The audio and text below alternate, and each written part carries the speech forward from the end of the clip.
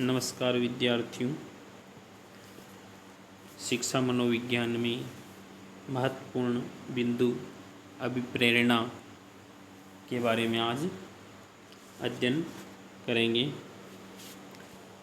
अभिप्रेरणा, जिसे अंग्रेजी में मोटिवेशन कहते हैं, यह शब्द जो लैटिन भाषा के मूवर से बना है, लैटिन भाषा के मूवर से यह शब्द बना है, जिसका अर्थ होता है टू मूव, जिसका अर्थ हिंदी में होता है गति करना। लैटिन भाषा के मूवर से बना है और मूवर को टू मूव कहते हैं अंग्रेजी में, और जिसका अर्थ है हिंदी में गति करना। अब अभिप्रेरणा के बारे में अलग अलग विद्वानों ने अलग अलग प्रकार से परिभाषाएं दी हैं, और ये परिभाषाएं बहुत ही महत्वपूर्ण भी हैं परीक्षा की दृष्टि से। तो प्रत्येक परिभाषा को बार बार पढ़ के याद करना आवश्यक है। जैसे वुडवर्थ के अनुसार अभिप्रेरणा क्या है, तो वुडवर्थ के अनुसार अभिप्रेरणा निश्चित उद्देश्य के लिए किया गया निश्चित व्यवहार। वुडवर्थ के अनुसार अभिप्रेरणा निश्चित उद्देश्य के लिए किया गया निश्चित व्यवहार। स्किनर के अनुसार अभिप्रेरणा अधिगम का सर्वोच्च राजमार्ग है। स्किनर के अनुसार अभिप्रेरणा अधिगम का सर्वोच्च राजमार्ग है।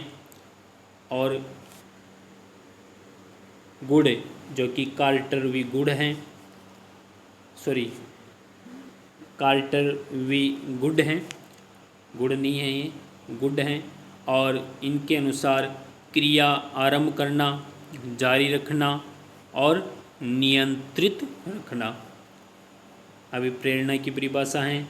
और विलियम मैकडूगल के अनुसार अभिप्रेरणा वे शारीरिक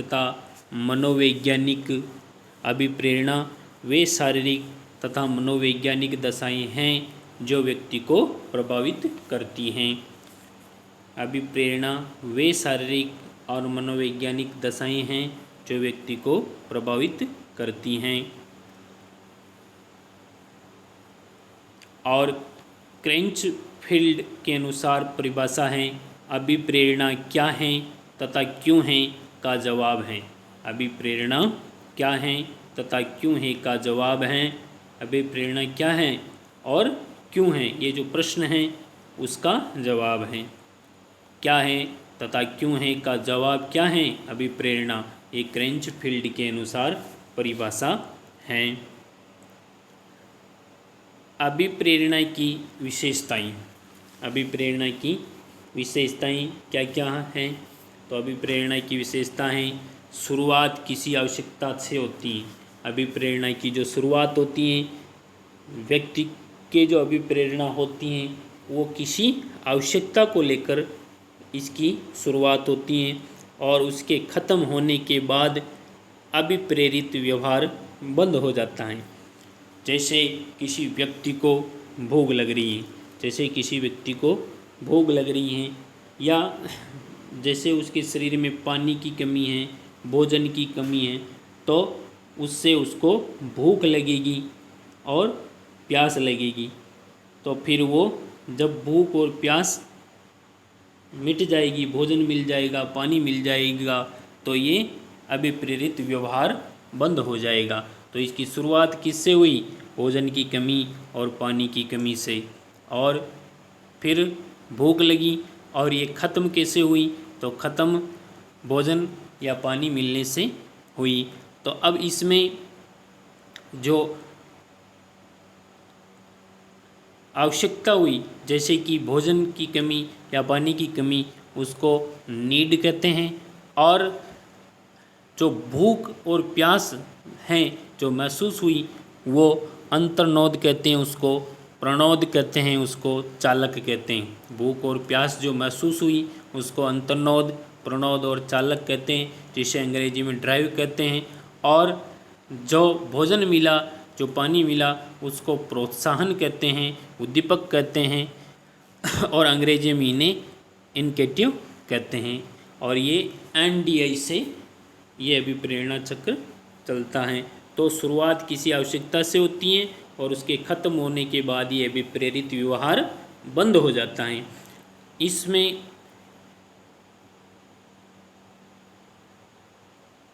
दो प्रकार की अभिप्रेरणा बताई गई हैं, एक तो आंतरिक अभिप्रेरणा और एक बाह्य अभिप्रेरणा। तो आंतरिक अभिप्रेरणा किसको कहते हैं? आंतरिक अभिप्रेरणा को प्राथमिक अभिप्रेरणा भी कहते हैं, आंतरिक अभिप्रेरणा को प्राथमिक अभिप्रेरणा भी कहते हैं, सकारात्मक अभिप्रेरणा भी कहते हैं, जैविक अभिप्रेरणा भी कहते हैं, अनिवार्य एवं शारीरिक अथवा जन्मजात।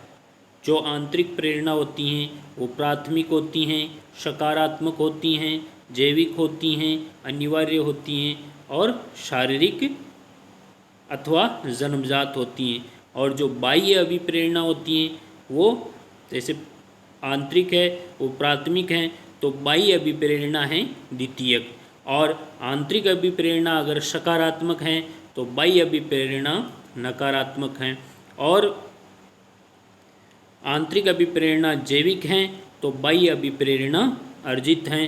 और ये जन्मजात हैं आंतरिक अभिप्रेरणा, तो बाह्य अभिप्रेरणा सामाजिक प्रेरणा हैं।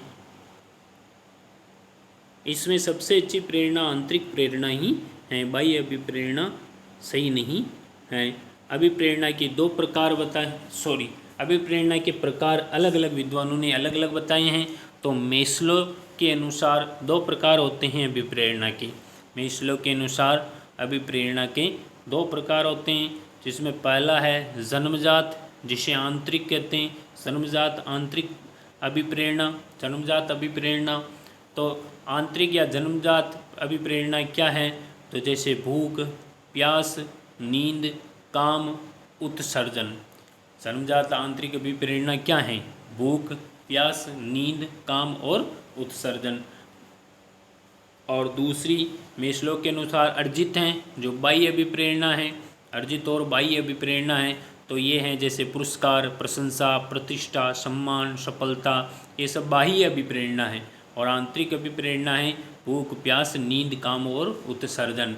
ये मेस्लो के अनुसार दो प्रकार की अभिप्रेरणा है, जन्मजात और अर्जित, या आंतरिक या बाह्य। गेरिट के अनुसार अभिप्रेरणा तीन प्रकार की हैं। पहली है जैविक, जो भूख प्यास है। पहली है जैविक, जो भूख प्यास है। और दूसरी है सामाजिक, जो प्रशंसा सम्मान है। और तीसरी है मनोवैज्ञानिक, जो दुख, प्रेम, क्रोध, पश्चाताप आदि। तो जो जैविक अभिप्रेरणा है वो भूख प्यास, पीछे भी आई थी, भूख प्यास, नींद, काम, उत्सर्जन। और दूसरी इसके सामाजिक जो है वही ये पुरस्कार, प्रशंसा, प्रतिष्ठा, सम्मान और सफलता है। और इन्होंने ये तीसरा प्रकार बताया मनोवैज्ञानिक, जो व्यक्ति मन से अनुभव कर रहा है, दुख, प्रेम, क्रोध, पश्चाताप। तो गेरिट के अनुसार ये तीन ही प्रकार है, जैविक, सामाजिक और मनोवैज्ञानिक। थॉमसन के अनुसार दो प्रकार की हैं, जो स्वाभाविक, यांत्रिक, बाह्य और कृत्रिम। ये वो की हुई हैं जो यहाँ पर अभिप्रेरणा मेस्लो के अनुसार हैं। इसमें जन्मजात आंतरिक नाम है और अर्जित बाह्य नाम है। और इन्होंने नाम रख दिए स्वाभाविक आंतरिक और बाह्य और कृत्रिम। स्वाभाविक आंतरिक भूख प्यास वाली बात, ये भूख प्यास, काम, उत्सर्जन। और बाह्य में है ये पुरस्कार, सम्मान, प्रतिष्ठा आदि। ये थॉमसन के अनुसार हैं। अब ये हैं, इसको कहेंगे हम अभिप्रेरणा का चक्र। अभिप्रेरणा का चक्र कैसे है? जैसे कि यहाँ से हम निर्धारित चालू करेंगे। तो आवश्यकता यानी नीड, आवश्यकता यानी नीड। तो अपने को नीड हुई, तो किस बात की नीड हुई? जैसे भोजन की कमी है, जैसे पानी की कमी है। भोजन या पानी की कमी हुई तो उससे हमारे शरीर को क्या महसूस हुआ? आवश्यकता किसकी हुई? नीड क्या हुई? तो भोजन और भोजन की कमी, जैसे पानी की कमी। तो उससे हमें हमारे यहाँ पर अंतर्नोद या प्रणोद या चालक, ये एक अलग अलग नाम है, अंतर्नोद, प्रणोद और चालक है एक ही के पर्यायवाची, और अंग्रेजी में इसको कहते हैं ड्राइव। तो आवश्यकता से क्या उत्पन्न हुआ, भूख प्यास उत्पन्न हुई जो कि ड्राइव है, और उसके बाद में हमें प्रोत्साहन के रूप में, उद्दीपन के रूप में, इनकेटिव के रूप में क्या मिला, तो भोजन और पानी। तो ये एक अभिप्रेरणा का चक्र बना है। क्या बना है, अभिप्रेरणा का चक्र, जिसको NDI कहते हैं। एन का अर्थ है नीड यानी कि आवश्यकता, आवश्यकता किसकी, भोजन की। डी अर्थात ड्राइव क्या है, अंतर्नोद जो चालक हैं, और इसको कहते हैं जैसे भोजन की कमी के बाद में भूख उत्पन्न होना, और उसके बाद में प्रोत्साहन मिला, तो प्रोत्साहन क्या मिला, भोजन मिला। ये अभिप्रेरणा चक्र है। परंतु एक विद्वान हुए हैं डेसी, एक विद्वान हुए हैं डेसी, इन्होंने अभिप्रेरणा चक्र का चौथा तत्व भी और जोड़ा है। जो डेसी जी हुए उन्होंने अभिप्रेरणा चक्र का चौथा तत्व जोड़ा है। NDI तो पहले ही हो गया था। N का मतलब आवश्यकता, D का मतलब प्रणोद चालक, और I का अर्थ है प्रोत्साहन, और C उन्होंने और जोड़ा जिसका अर्थ होता है संज्ञानात्मक चक्र। C का अर्थ होता है संज्ञानात्मक चक्र। तो डेसी के अनुसार अगर पूछे तो NDI C आपको अभिप्रेरणा चक्र में लिखना है। अभिप्रेरणा के सिद्धांत, तो अभिप्रेरणा के बहुत सारे सिद्धांत हैं। तो उसमें से जो पहला सिद्धांत है वो है मूल प्रवृत्ति का सिद्धांत। पहला सिद्धांत है मूल प्रवृत्ति का सिद्धांत, जिसको विद्वानों ने दिया है उनका नाम है विलियम जेम्स, विलियम मैकडूगल और सिगमंड फ्राइड। मूल प्रवृत्ति का जो सिद्धांत है वो विलियम जेम्स, विलियम मैकडूगल और सिगमंड फ्राइड, और इसमें सबसे महत्वपूर्ण कार्य किया है ये विलियम मैकडूगल ने। विलियम मैकडूगल ने मूल प्रवृत्ति के सिद्धांत में महत्वपूर्ण कार्य किया है। अगर मूल प्रवृत्ति की बात कहीं भी आई तो इन विलियम मैकडूगल का नाम सबसे पहले लिया जाता है। तो मूल प्रवृत्ति शब्द का पहली बार प्रयोग विलियम जेम्स ने किया। मूल प्रवृत्ति शब्द का पहली बार प्रयोग विलियम जेम्स ने किया। और मूल प्रवृत्तियाँ विलियम मैकडूगल के अनुसार मूल प्रवृत्तियाँ मानव व्यवहार का उद्गम हैं। मूल प्रवृत्तियाँ मानव व्यवहार का उद्गम है, ये बात कही विलियम मैकडूगल के अनुसार। अब विलियम मैकडूगल ने 14 प्रकार की मूल प्रवृत्तियाँ बताई हैं। विलियम मैकडूगल ने 14 प्रकार की मूल प्रवृत्तियाँ बताई हैं जो किसी न किसी समय नहीं, यहाँ संवेग लिखना था। तो 14 मूल प्रवृत्तियाँ हैं जो किसी न किसी संवेग से जुड़ी हुई हैं। यहाँ समय गलत है, यहाँ पर संवेग है, इसको राइट माना जाए। तो 14 मूल प्रवृत्तियाँ हैं जो किसी न किसी संवेग से जुड़ी हुई हैं। जैसे अब मूल प्रवृत्तियाँ और संवेग दोनों मैंने 14 ही मूल प्रवृत्तियाँ और 14 ही संवेग अलग अलग आप अपने अपने सामने लिखें। तो पहली जो मूल प्रवृत्ति हैं युयुत्सा, पहली जो मूल प्रवृत्ति हैं युयुत्सा, और उसका जो संवेग है क्रोध। युयुत्सा अगर मूल प्रवृत्ति है तो उसका संवेग होगा क्रोध। दूसरा जिज्ञासा अगर है मूल प्रवृत्ति तो उसका संवेग होगा आश्चर्य। जिज्ञासा अगर मूल प्रवृत्ति है तो उसका संवेग होगा आश्चर्य। पलायन अगर मूल प्रवृत्ति है तो उसका संवेग होगा भय। अगर कोई व्यक्ति पलायन कर रहा है, कहीं दूसरी जगह जा रहा है, तो उसका पलायन कर रहा है तो उसका अर्थ है कि उसको भय हुआ है, उसका संवेग है। और हास्य अगर मूल प्रवृत्ति है तो उसका संवेग है मनोविनोद। अगर मूल प्रवृत्ति हास्य है तो उसका संवेग है मनोविनोद। अगर मूल प्रवृत्ति सामाजिकता है तो उसका संवेग है अकेलापन। अगर मूल प्रवृत्ति सामाजिकता तो उसका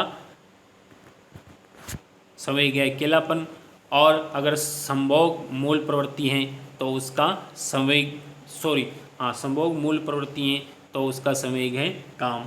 और अगर मूल प्रवृत्ति अर्जन है तो उसका संवेग है स्वामित्व।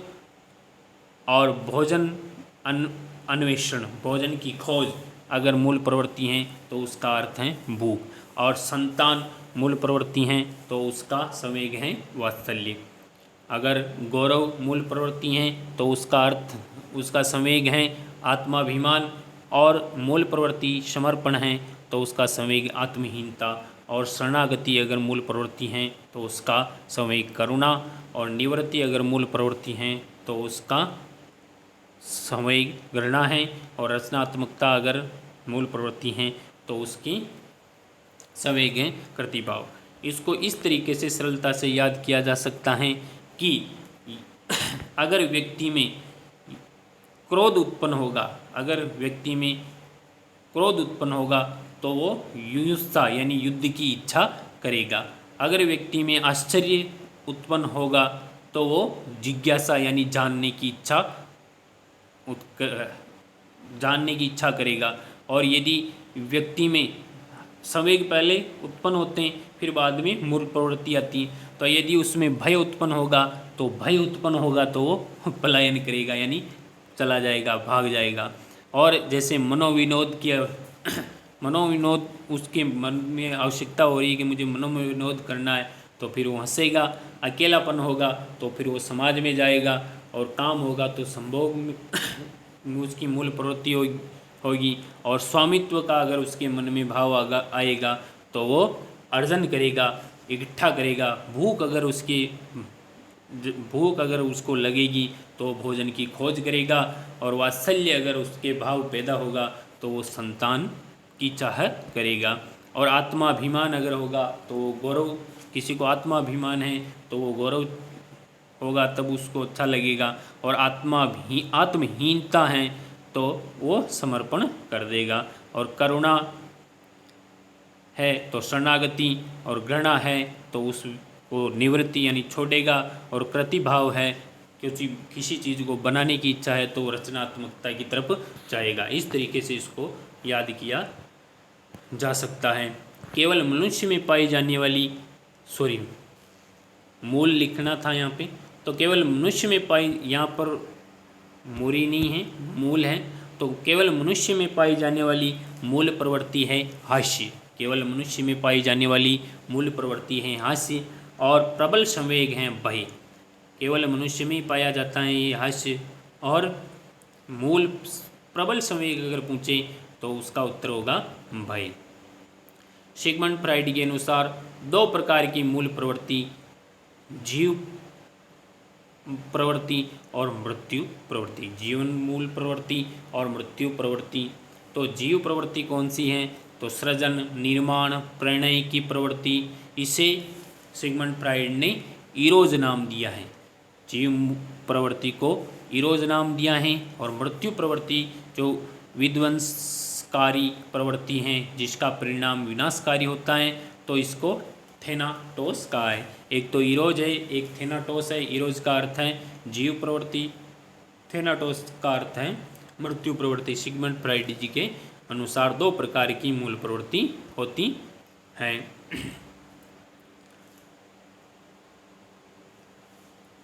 सिगमंड फ्राइड के अनुसार दो प्रकार की मूल प्रवृत्ति हैं, जीव मूल प्रवृत्ति और मृत्यु प्रवृत्ति। जीव प्रवृत्ति को इरोज और मृत्यु प्रवृत्ति को थेनाटोस कहते हैं। अगला जो सिद्धांत है वो प्रेरणा का सक्रियता सिद्धांत है, जो कि आगे अध्ययन करेंगे। धन्यवाद।